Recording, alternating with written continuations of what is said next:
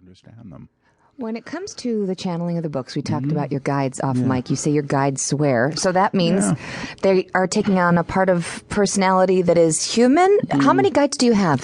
I don't know. In the last book, they say there are 9 of us here today. And I think they only said that because they were frustrated because I kept blocking the channeling. I wasn't getting what they were talking about. And I kept saying, wait a minute. Right. And there's this line in the book, like, there are 9 of us here today, and we're working very hard to bring this through. And it was the first time I ever heard a number attached. It comes through as a we. There are two voices essentially that I'm used to, and they're similar, but there are differences in vocabulary.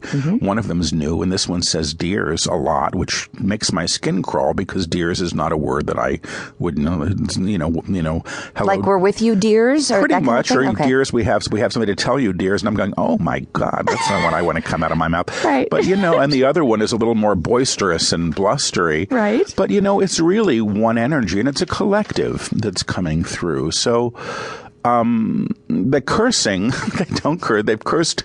They actually do curse once in the book that just finished dictation. It's called The Book of Truth, and I just finished the sessions two days ago, and about 100 pages of that was dictated in front of students at the Esalen Institute in California. I was doing a 5-day workshop there, and the guides used every opportunity to bring the book through.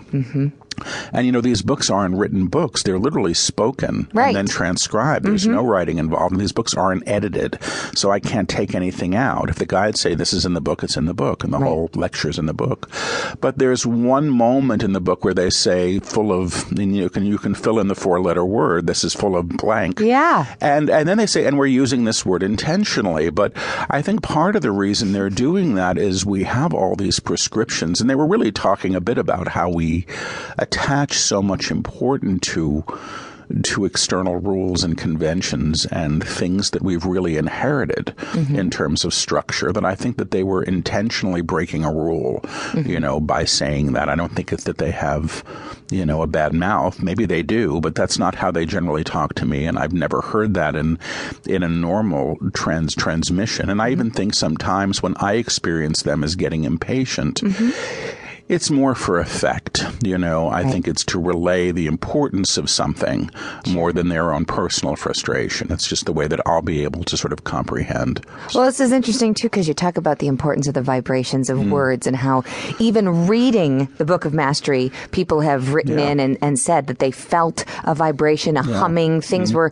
kind of rising as they're going. But then it's also at the same token, there are some words, and I want to ask you if you have a mantra that you use on a daily basis that kind of gets you through, that kind of you feel gets you into that Control-Alt-Delete, wipe the old and in with the new kind of feeling. Do you have a mantra that you feel vibrationally brings you to a level you need to be?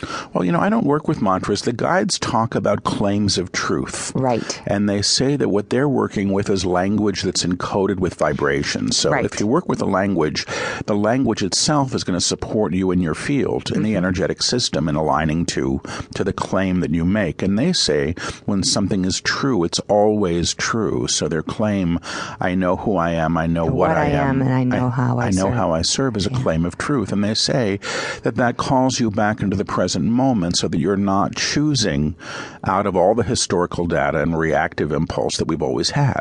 So if my first impulse is to kick the dog because I'm cranky, that's what I've done. If I move back into present time, I can bypass that. The one that I'm working with is the one from the new book, which is going to be out in January 2017, from Penguin. And it's, I know who I am in truth. I know who I am in truth. I know what I am in truth. I know how I serve in truth. And the vibration of truth that they're working through now is really kind of kick-ass, I have to say. I've never felt anything like it, but they're saying that truth is a field that you can align to. And they say in the vibration of truth, a lie cannot be held. And all of this fear-based stuff is essentially a lie. It's not who you truly are, who I truly am. It's what we've agreed to or what we've been taught.